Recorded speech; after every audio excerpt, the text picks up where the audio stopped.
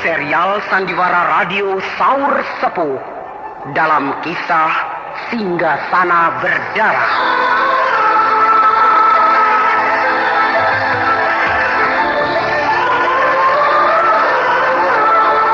Produksi Haravana Record bekerja sama dengan Kalbe Farma.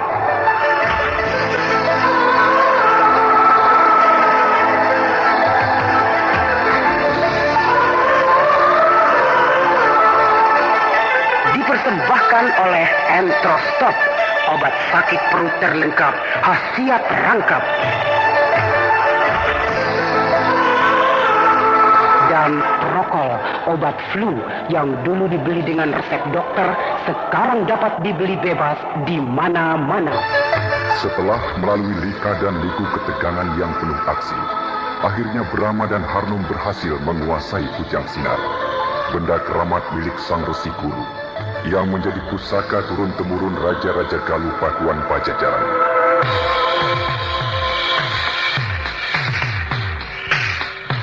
Setelah berhasil dikalahkan oleh Brahma, seolah-olah menjadi tidak berdaya sama sekali, menjadi tak ubahnya sebagaimana senjata kujang biasa.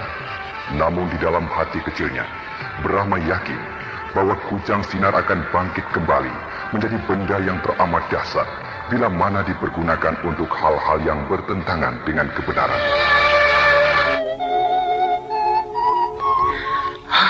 Bukan main Kujang Sinar ini. Kita dibawa-bawa jalan-jalan, pelesiran, sampai ke Gunung Gede segala. Han urut-urutan perjalanan Sang Resi Guru. Waktu beliau mendapatkan Kujang Sinar ini, sebelum dibawa ke keraton. Kalau masuk ke dalam gua Curug Ciberem, lalu berkelahi dengan raksasa jelmaan, aku masih percaya Sang Resi Guru bisa menjalaninya dengan baik. Tapi kalau masuk ke dalam kawah Gunung Gede, rasanya tidak mungkin, Kakang. Bagaimanapun dikjayanya seorang manusia, kalau masuk ke dalam kawah, pasti mati. Iya, aku pun berpikir demikian. Tapi mana kita tahu kalau memang benar terjadi. Sebab Sang Resi Guru, kekasih Dewata, dialah yang mendirikan kerajaan Galuh, cikal bakal raja-raja Pajajaran. Iya, mungkin juga. Sekarang marilah kita kembali ke Galuh untuk menemui Dewi Pramita dan anaknya yang sedang berada di dalam cengkraman komplotan Bosomot. Mari, Kakang. Raja Wali!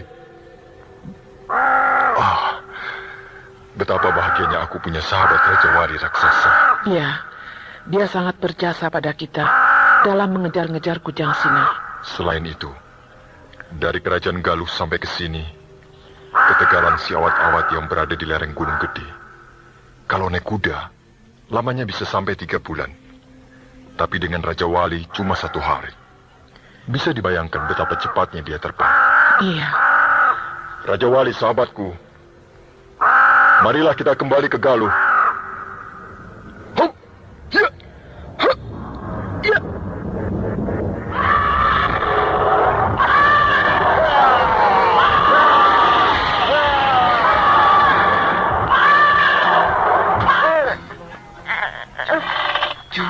Cup sayang.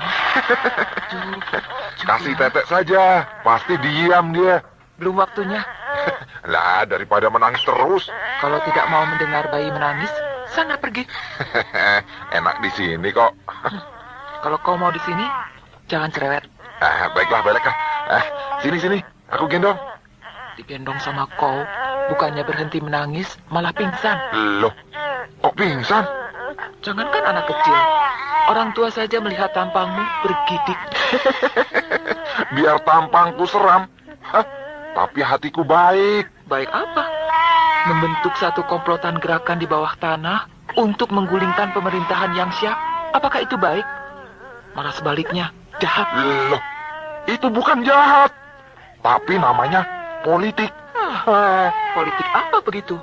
Kalau mau politik-politikan, buat satu pernyataan bahwa majikanmu Pangeran Sulantara itu ingin jadi raja. Sebutkan alasannya kenapa dia ingin jadi raja. Nah, di hadapan Sang Prabu Pajajaran, dia boleh berdebat sepuasnya. Itu baru jantan, berwatak kesatria. Bukannya diam-diam mencuri pusaka kerajaan. Mana bisa Pangeran Sulantara jadi raja? Dia kan anak selir. Nah, kalau sudah tahu begitu, kenapa ingin jadi raja? Ya, jangankan anak selir, rakyat jelata pun bisa jadi raja. Tentu saja, tapi jalannya harus baik.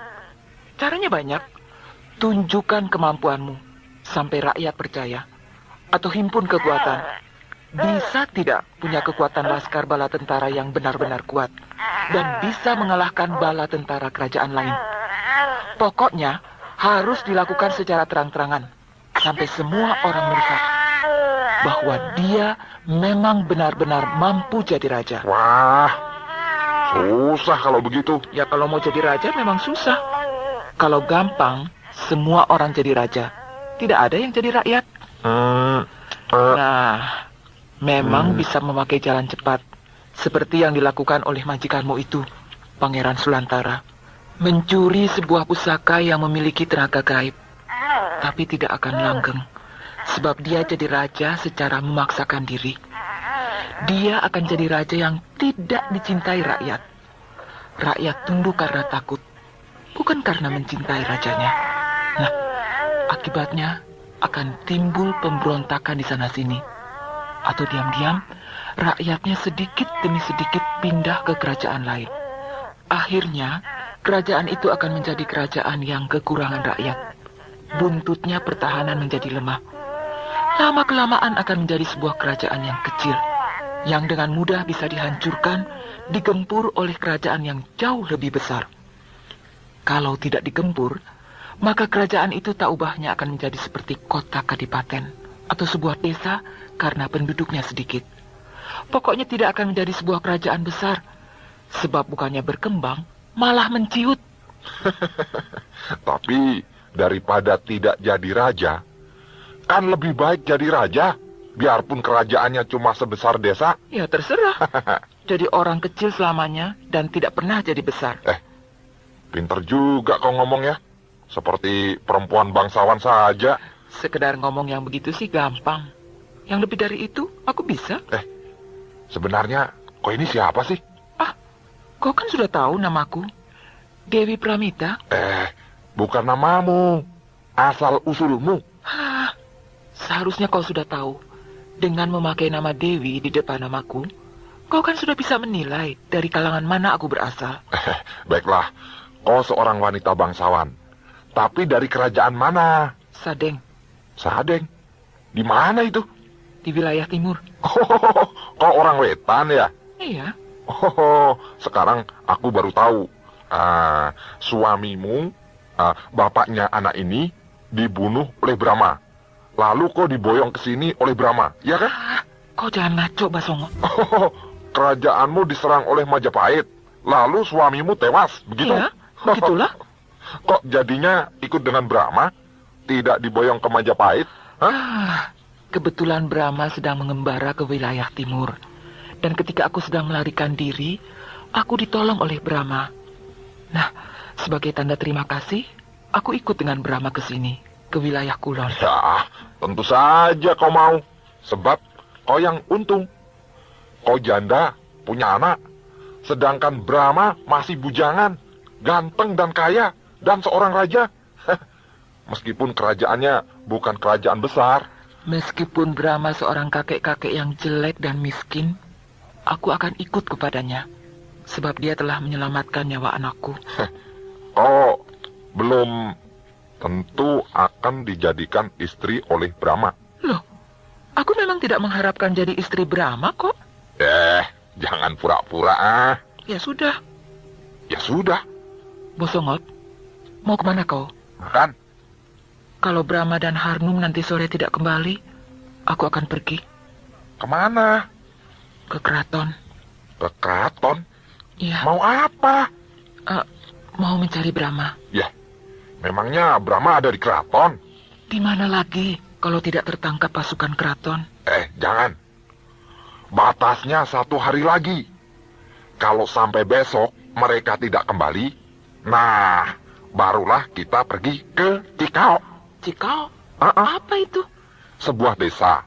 Di sana Pangeran Sulantara menunggu kita. Kau mau memberi laporan pada Pangeran Sulantara? Iya. Tidak. Aku akan tetap di sini, menunggu Brahma. Kalau tidak, akan pergi ke keraton Galuh. Enak saja. Kau ini tawananku. Kau harus turut semua perintahku. Iya.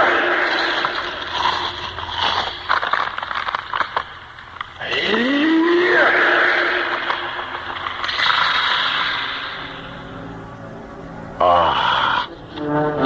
Bagaimana Kendala? Hebat kau, Gardika.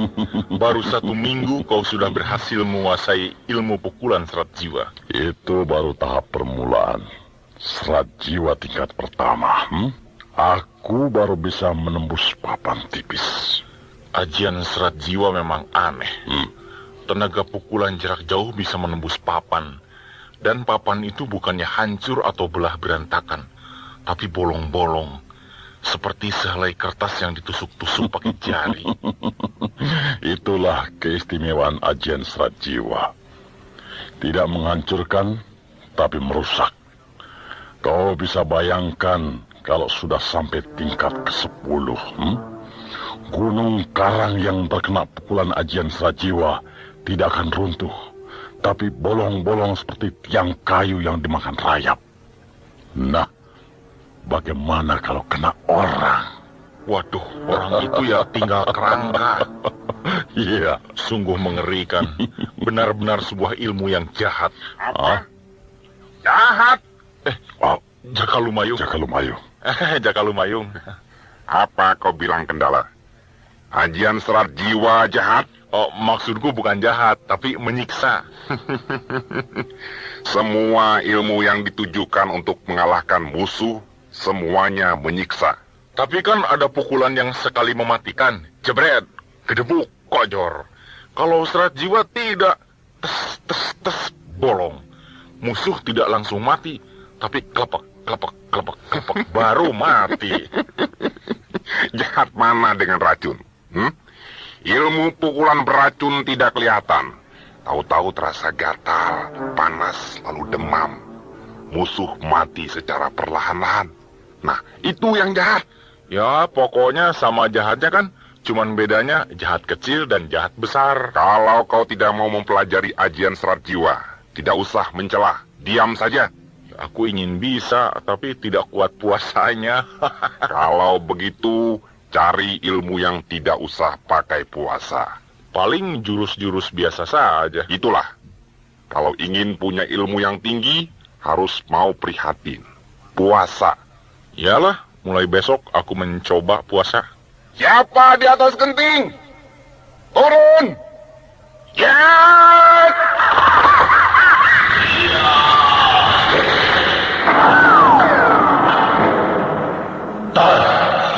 Jangan teruskan. Ranggauni. Maaf, Jakalumayung. Aku berkunjung dengan cara yang kurang sopan. Mau apa kau kesini? Ada berita maha penting. Berita apa? Kau punya murid lagi ya? 2 orang. Tapi muridmu kali ini sudah tua. Maksudku bukan pemuda lagi. Mau bicara penting atau tidak penting? Katakan di sini sekarang juga. Mereka adalah muridku. Tanggung jawabku. Baiklah, Jakalumayung. Kujang Sinar telah hilang. Apa? Kau menuduhku? Tidak. Tidak, Jakalumayung. Aku tidak menuduhmu. Lalu kenapa kau kesini? Kau orang sakti yang banyak malang melintang di dalam dunia rimba persilatan. Nah, tentunya kau sedikit banyaknya tahu dan kenal dengan beberapa orang tokoh sakti yang sangat dijaya. Cirinya bagaimana? Pencuri kujang sinar itu jelas ilmunya sangat tinggi, sebab bisa masuk ke dalam keraton tanpa ada yang tahu. Penjaga? Penjaga-penjaga semuanya ditotok jalan darahnya. Lalu? Dia masuk ke Paseban Alit tempat pusaka kujang sinar disimpan. Rupanya orang itu pergi lewat jalan atas, sebab atap Paseban Alit jebol. Siapa kira-kira? Kalau hanya untuk menjebol atap bangunan, semua orang bisa. Ciri yang lain apa? Tidak ada. Cuma itu saja. Atap Paseban Alit jebol. Susah. Aku tidak bisa menjawabnya sekarang. Hah, orang-orang keraton itu kerjanya apa saja, termasuk kau Ranggaweni. Sampai tidak tahu ada maling ayam masuk ke dalam keraton. Ya, memang kami lengah. Habis bertahun-tahun tidak pernah ada kejadian seperti ini. Jadi kami santai-santai saja. Lagi pula, aku bukan keturunan sang resi guru. Siapa yang menjamah kujang sinar, pasti celaka. Tubuhnya akan hangus, dibakar hawa panas yang keluar dari kujang sinar itu. Buktinya bisa dibawa. Berarti kujang sinar itu tidak ada apa-apanya. Bukan tidak ada apa-apanya. Tapi si pencuri itu, tingkatannya pasti lebih tinggi dari kujang sinar. Ya sudahlah. Aku tidak tahu siapa orang itu. Katakan pada rajamu, Prabu Susuk Tunggal. Aku Jaka Lumayung tidak tahu menau tentang hilangnya kujang sinar. Tapi kau mau membantu kami, bukan? Orang keraton memang tidak tahu diri. Kalau ada kesulitan baru datang ke sini. Kau sendiri yang tidak mau diajak ke keraton. Ditawari jadi panglima perang tidak mau. Kau lebih suka jadi guru padepokan seperti begini. Jadi bukan salah kami. Baik. Apa upahnya? Terserah kau. Kau bisa mengatakannya sendiri kepada Sang Prabu. Baik. Aku akan membantu Sang Prabu. Sebab aku jadi penasaran. Sampai di mana tingginya ilmu kedikjayaan orang itu. Sampai bisa menjamah kujang sinar. Terima kasih, Jaka Lumayung.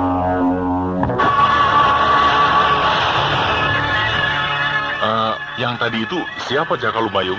Ranggaweni, bangsawan keraton. Pantas pakaiannya bagus dan orangnya bersih. Dia termasuk salah satu dari sekian jago-jago Pajajaran. Tapi kepadaku, semuanya takut. Hebat benar pencuri itu ya. Keraton Pajajaran sampai bisa kecolongan. Ya, bagi orang Dikjaya untuk bisa masuk ke dalam keraton tidak sulit. Tapi yang mengagumkan ialah bisa menjamah kujang sinar. Aku saja belum tentu kuat. Jadi orang itu memang benar-benar hebat. Aku tidak boleh gegabah. Siapa ya Gardika ya? Kau kok diam saja? Selama aku melintang di dunia rimba persilatan, baru 2 orang yang aku nilai benar-benar sangat tinggi ilmu kadekjayaannya. Siapa? 1. Kau, Jaka Lumayung. Yang kedua, Brahma. Siapa dia? Raja Madangkara. Ya, aku pernah dengar bahwa Raja Madangkara seorang pendekar yang memiliki ilmu sangat tinggi. Tapi Brahma ada di wilayah timur. Jadi tipis kemungkinan dia yang mencuri kujang sinar. Kalau iya juga lantas buat apa? Kita kan tahu siapa Brahma. Meskipun dia musuh bebuyutan kita, tapi terus terang dengan jujur aku katakan, Brahma seorang manusia yang baik. Tidak mungkin dia jadi pencuri. Apa kau bilang? Musuh bebuyutan? Iya. Kami pernah bentrok 2 kali. Adiknya kami bunuh. Sampai sekarang dia terus-menerus mencari kami. Oh, itu sebabnya kau datang kepadaku. Belajar ajian serat jiwa. Tujuannya untuk mengalahkan si Brahma. Tujuan utama bukan itu. Lalu? Menyerahkan buku serat jiwa sebagai titipan guru besar Arya Gandar Sametan melalui Arya Wikalpa. Untuk diberikan kepada yang berhak, yaitu kau. Soal Brahma, itu perkara yang datangnya belakangan.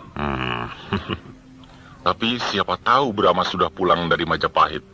Dia tidak akan pulang sebelum berhasil meringkus kita. Dia pasti bingung. Di Majapahit kita tidak ada. Di Kahuripan juga tidak ada. Nah, siapa tahu ada yang memberitahu bahwa kita sudah pulang ke Kulon. Lalu Brahma pun berangkat ke Kulon. Ya sudah, jangan banyak cerita. Ayo berangkat ke Madangkara. Untuk apa kita susah payah? Biarkan saja.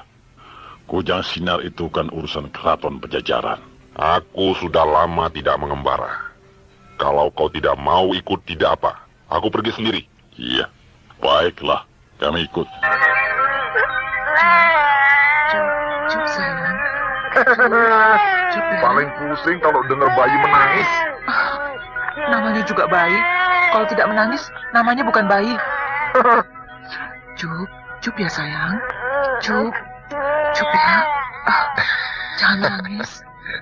Nah, tahu juga kalau dimarahi, berhenti menangis dia.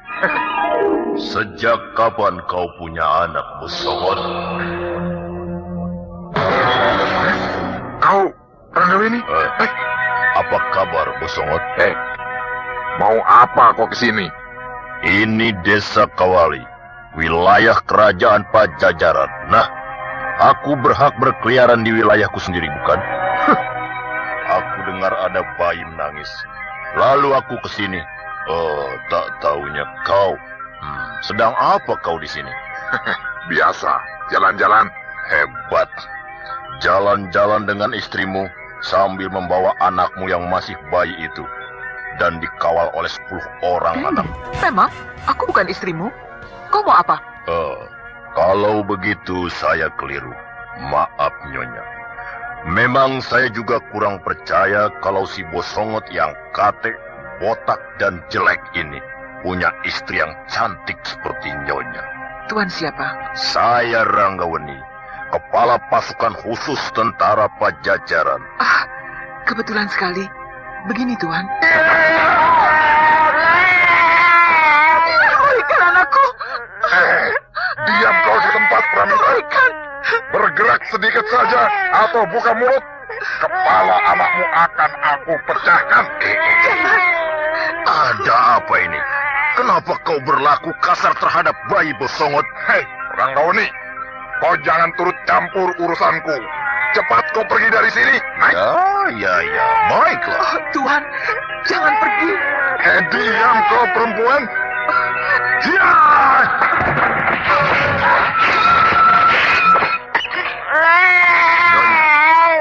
Ini anakmu sudah aku rebut dari tangan Bosongot. Nah, cepat katakan. Apa yang akan Nyonya sampaikan pada saya? Ayo, Dia cepat. berkomplot dengan Pangeran Sulantara.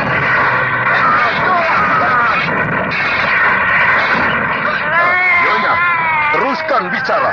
Aku akan tetap mendengarkan sambil bertarung dengan si Bosongot ini. Ya!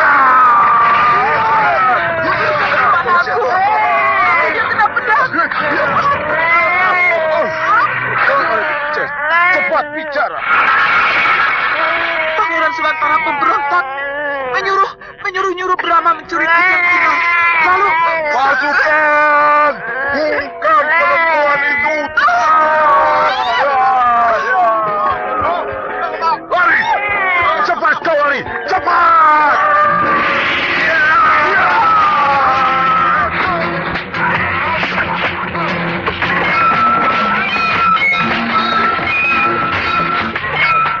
Gardika, kau mendengar sesuatu? Ya, seperti sebuah pertarungan. Di balik sana itu ada pertempuran. 1 melawan 11 orang. Yang benar. Suaranya sangat jauh dan tidak kelihatan. Kau berani bilang 1 orang lawan 11 orang. Jangan suka ngarang, tidak percaya. Ayo kita lihat. Baik, ayo kita ke sana. Ya!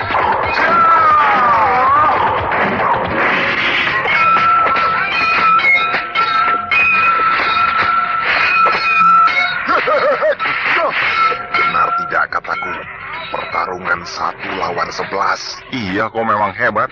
Loh, bukankah itu Ranggawini? Iya, benar. Bertarung dengan siapa? Bosongot dan anak buahnya. Siapa dia? Kaum pesuruh.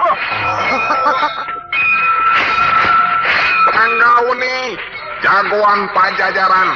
Keteter dikeroyok komplotan cacing busuk. Ya, kalau payung. Jangan mentang-mentang kau guru besar Padepokan Serat Jiwa. Bicara seenaknya. Aku pun bisa sombong seperti kau. Aku sombong ada buktinya. Siapa yang tidak tahu perguruan Serat Jiwa? Perguruan yang paling besar dan paling bermutu di wilayah Kulon ini. Baiklah, aku mengakui hal itu. Nah, cepatlah kau berlalu. Aku masih ada urusan dengan jagoan Pajajaran ini. Sejak kapan kau senang mengatur, Kapan aku mau pergi, kapan aku mau diam, aku sendiri yang mengatur diriku, bukan kau. Tapi urusan ini benar-benar tidak ada sangkut pautnya dengan kau. Benar begitu, Ranggawini? Sebaliknya, maksudmu? Dia mencuri kujang sinar. Bukan aku. Jangan mungkir, Bosongot. Brahma, Yang mencuri kujang sinar adalah si Brahma. Brahma? Brahma, Raja Madangkara? Betul. Kau juga terlibat, Bosongot. Kau tangan kanan Pangeran Sulantara. Karnika, kesempatan bagi kau untuk mencoba ajian serat jiwa. Habiskan si Bosongot dan anak buahnya itu. Baik. Bangsat Kolumayung. Kau memandang rendah aku dengan menyuruh muridmu menghadapi aku. Kau memang tidak ada harganya, Bosongot.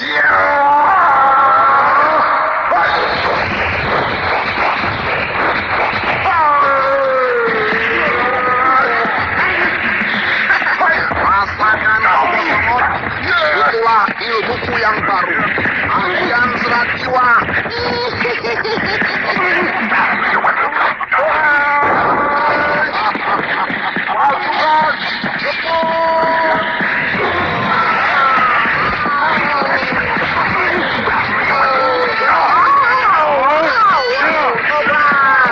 berdebar.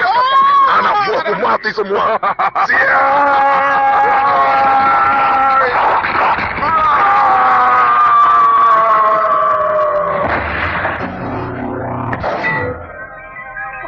Paduka Ranggawani, apa benar Brahma berkomplot dengan siapa tadi?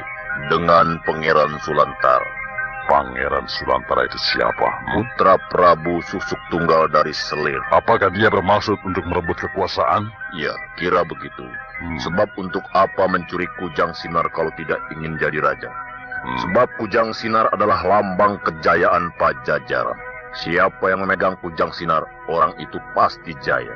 Apakah Bosongot yang mengatakan pada Anda bahwa Pangeran Sulantara itu bersekutu dengan Brahma? Bukan. Lalu? Seorang perempuan, namanya Pramita. Pramita? Anda kenal dengan dia? Lebih dari kenal. Oh iya? Iya. Dia adalah teman Brahma. Pantas dia bisa tahu siapa yang mencuri kujang sinar. Sekarang di mana perempuan itu? Saya suruh pergi. Kenapa disuruh pergi? Sebab saya tidak tahu kalau dia temannya Brahma. Saya pikir perempuan bawaan Bosongot atau perempuan itu diculik oleh Bosongot. Ya, sebab saya lihat perempuan itu benci sekali pada Bosongot. Ketika Pramita mau mengatakan sesuatu kepada saya, diancam oleh Bosongot. Anaknya yang masih bayi itu kepalanya mau dibacok. Lalu saya rebut dan saya berikan padanya. Barulah dia berani bicara, tapi bicaranya singkat sekali. Sebab keburu dikeroyok oleh anak buahnya Bosongot. Apa katanya? Pangeran Sulantara pemberontak menyuruh Brahma mencuri kujang sinar. Terus? Hanya itu. Kalau begitu, Brahma tidak bersekutu dengan Pangeran Sulantara. Kenapa kau bisa berkata begitu, Kendala? Alasanmu apa? Kata Pramita, Pangeran Sulantara menyuruh Brahma mencuri kujang sinar. Berarti bukan atas kemauan Brahma sendiri, sebab dia disuruh. Brahma tidak mau mencuri kujang sinar. Itu mungkin. Tapi persekutuannya dengan Pangeran Sulantara, itu pasti. Alasanmu? Kenapa Pangeran Sulantara menyuruh Brahma? Tentu ada hubungan di antara mereka. Kalau tidak, tentu Pangeran Sulantara akan menyuruh orang lain. Atau dia sendiri yang melakukannya. Lagi pula, ketika Paduka Ranggaweni ini berjumpa dengan Bosongot, dan di situ ada Pramita, tidak ada Brahma. Jadi jelas Brahma sedang bersama-sama dengan Pangeran Sulantara di tempat lain. Tapi kenapa Pramita melarikan diri? Karena disuruh lari oleh Paduka Ranggaweni. Meskipun disuruh lari, kalau di antara Brahma dan Pangeran Sulantara terjalin suatu persekutuan yang akrab, Pramita tidak mungkin lari. Memperlihatkan sikap benci kepada Bosongot pun tentu tidak. Apa yang dikatakan oleh saudara Kendala benar. Seandainya benar-benar ada persetujuan antara Brahma dengan Pangeran Sulantara, tentu Pramita tidak akan mengatakan apa-apa kepada saya. Tapi yang terjadi malah sebaliknya. Sikapnya ketika mengetahui bahwa saya seorang keraton, langsung menunjukkan kegembiraan dan nampak sekali ingin cepat-cepat menyampaikan sesuatu. Hal itu mungkin saja bisa demikian. Tapi bisa juga tidak. Misalnya Pramita jadi kecewa terhadap Brahma karena Brahma bersekutu dengan pemberontak, yaitu Pangeran Sulantara. Lalu dia hendak memberi laporan kepada keraton, tapi ditahan oleh Bosongot. Tidak mungkin begitu, Gardika. Kesatu, Pramita sangat mencintai Brahma. Kedua, Pramita orang wetan yang tidak tahu situasi kerajaan Pajajaran. Sekalipun Brahma sendiri yang jadi pemberontak, bagi Pramita tidak jadi masalah. Dia akan tetap saja mendukung Brahma. Karena dia menilai pasti Brahma yang benar. Sebab dalam pandangan Pramita, Brahma adalah seorang raja di wilayah Kulon, yang tentunya tahu benar tentang situasi pergolakan yang terjadi di antara kerajaan-kerajaan di wilayah Kulon. Jadi, bagaimana persoalannya sebenarnya? Tidak salah lagi, Pramita disandera. Disandra? Ya, sebab Pangeran Sulantara tahu benar siapa Brahma. Dalam perhitungan Pangeran Sulantara, yang bisa menjamah kujang sinar selain Prabu Susut Tunggal adalah Brahma yang memiliki ilmu sangat tinggi. Lalu dengan akal yang licik, berhasil menyandera Pramita dan anaknya yang masih bayi itu. Maka dengan terpaksa, Brahma menuruti keinginan Pangeran Sulantara untuk mencuri kujang sinar. Kalau begitu, Brahma tidak bersalah. Menurut perhitunganku, tidak. Bagi saya, sebagai pejabat tinggi kerajaan Pajajaran, terpaksa atau tidak, yang pasti, kujang sinar tidak ada. Orang yang mengambil kujang sinar, tidak peduli siapa, harus dihukum. Jadi Anda akan menangkap Brahma? Brahma dan Pangeran Sulantara. Apakah Anda sudah punya perhitungan? Di mana kira-kira sekarang ini Brahma dan Pangeran Sulantara berada? Pertama-tama, saya akan pergi ke Cikau, sebab di sana tempat Pangeran Sulantara bermukim. Kalau tidak ada di Cikau, akan ke Madangkara. Wah, Anda bisa berhadapan dengan angkatan perang kerajaan Madangkara. Saya tidak peduli. Untuk itu saya akan membawa angkatan perang kerajaan Pajajaran. Kalau perlu, Kerajaan Madangkara akan saya gempur habis-habisan. Kerajaan Madangkara boleh bangga memiliki angkatan perang yang hebat dan rajanya seorang yang sakti mandraguna. Tapi Pajajaran tidak pernah takut kepada siapapun. Pramita! Pramita! Pramita? Pramita? Loh, kok tidak ada? Pada kemana mereka semuanya? Kak Mita! Pramita! Gubuk-gubuk mereka kosong dan keadaan acak-acakan. Telah terjadi pertempuran di sini. Pasti Bosongot dan anak buahnya bertarung dengan tentara Pajajaran. Jejaknya ke sana. Ayo, kita ikuti jejak-jejak pertempuran itu.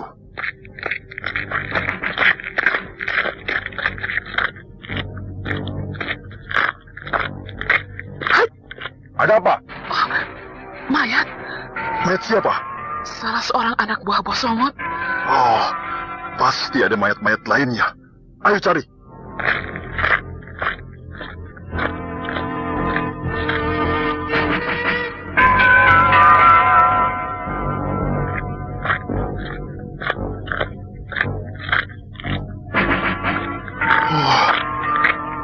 Benar-benar di sini telah terjadi suatu pertempuran yang hebat. Lihat, Harbung. Ya. Bosongot dan anak buahnya sudah jadi mayat. Berserakan, bergeletakan dengan tubuh yang rusak. Lalu, Kak Mita di mana? Pramita! Kak Mita! Pramita! Kak Mita!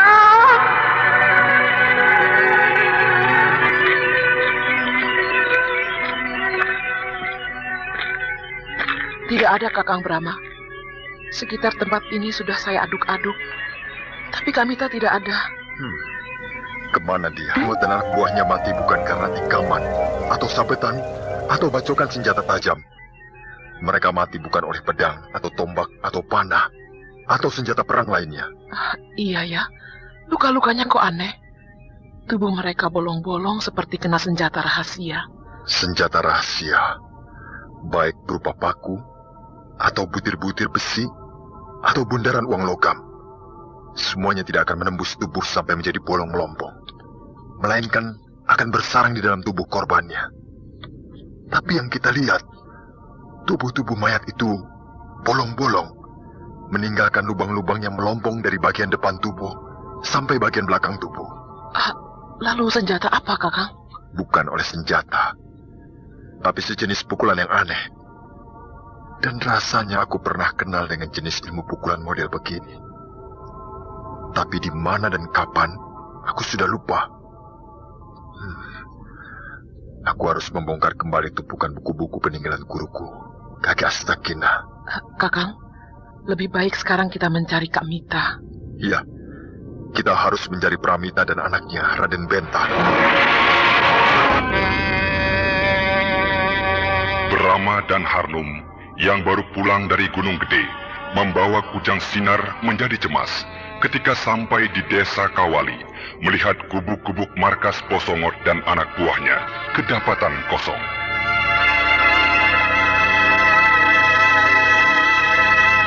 Terlebih-lebih menemukan Bosongot dan 10 orang anak buahnya sudah jadi mayat. Namun mereka sedikit lega dan terhibur, manakala Dewi Pramita dan anaknya tidak terdapat di antara mayat-mayat yang mereka temukan. Paling tidak, Dewi Pramita dan anaknya masih hidup, begitu pikir Brahma dan Harnum. Lalu bagaimanakah dengan ancaman Ranggaweni yang akan mengerahkan angkatan perang kerajaan Pajajaran untuk menggempur kerajaan Madangkara? Nah, pendengar yang budiman, marilah kita ikuti lanjutan serial Sandiwara Radio ini yang dipersembahkan oleh Entrostop, obat sakit perut terlengkap khasiat berangkat, dan Prokol, obat flu yang dulu dibeli dengan resep dokter, sekarang dapat dibeli bebas di mana-mana.